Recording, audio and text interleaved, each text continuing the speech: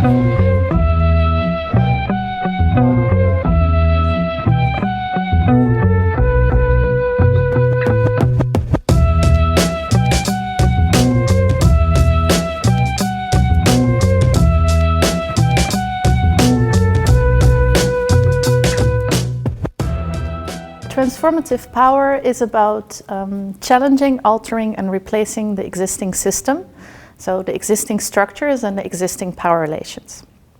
And here it's not just about creating new things, but it's also about institutionalizing them, so making sure that these new things stick. But another very important dimension of transformative power is to resist the existing and also to phase out the existing, to protest, to challenge, and to really also get rid of the old. So not just create the new, but get rid of the old.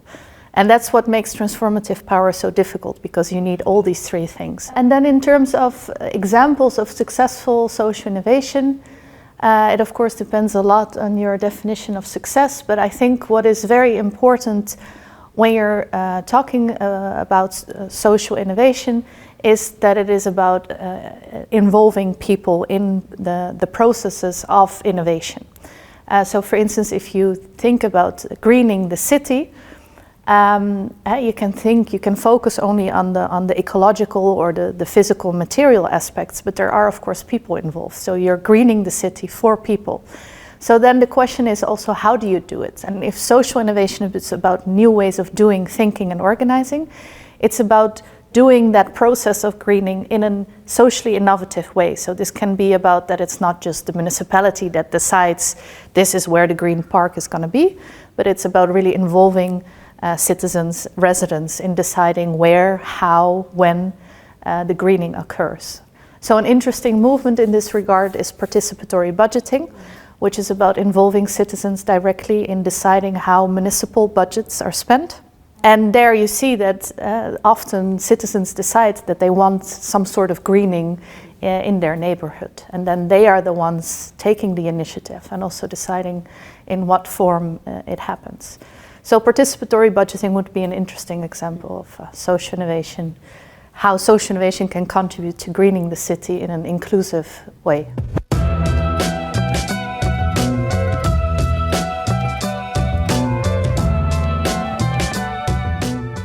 Well, if you think about the concept of sustainability, it was already from the very start, it is about the ecological, the economic and the social.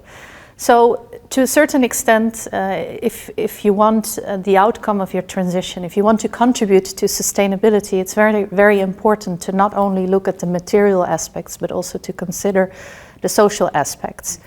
And then especially if you're interested in just sustainability transition. So if justice is important in these processes, then you need empowerment and social innovation to make sure that as you go through these processes of transformative change, that you're also striving for equality and that you are avoiding that inequality gets reproduced through these processes of innovation.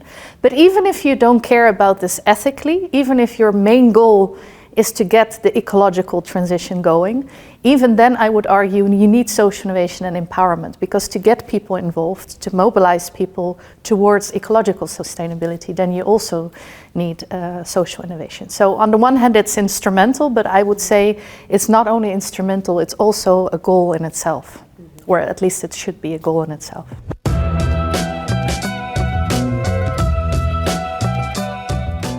The war in Ukraine, I'm not sure it has shifted the way I think. It was more really confirming a lot of things we already knew about how interconnected we are in this world. And this became even more visible, the way that the geopolitical tensions around energy and also how this war then affected our energy prices in our cities right here. So it really emphasizes the interconnectedness of all these different countries, cities, continents.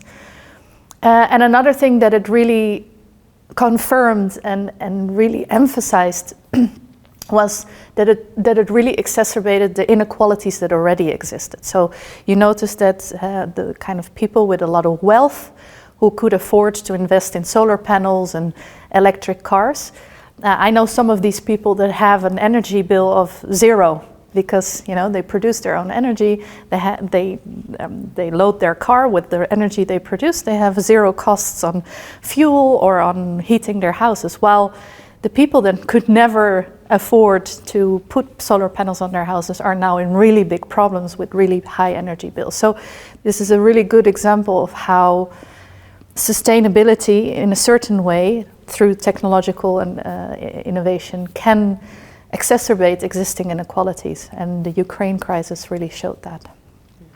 Which then of course does not mean we should be against renewable energy or electric cars, but we need to think about ways how to also make it affordable for people that cannot make that investment themselves.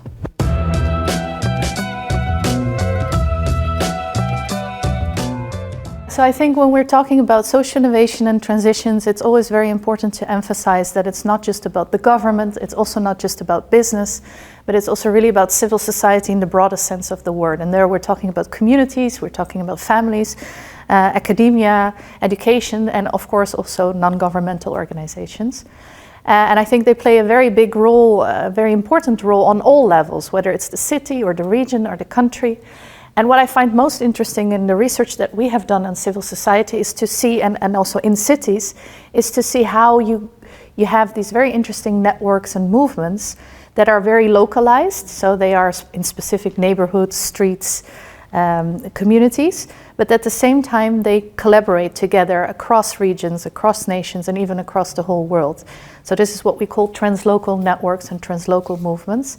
And we have found that it's these translocal movements that are particularly empowering for people, because on the one hand they can see the results of their efforts in their direct environment, and at the same time they have this kind of wider global sense of impact. So that really can empower and mobilize people to get involved, which is very different from the more kind of formalized processes of national politics, which is just as important, but I think we need both, and they can be really complementary, especially in these processes of transformation.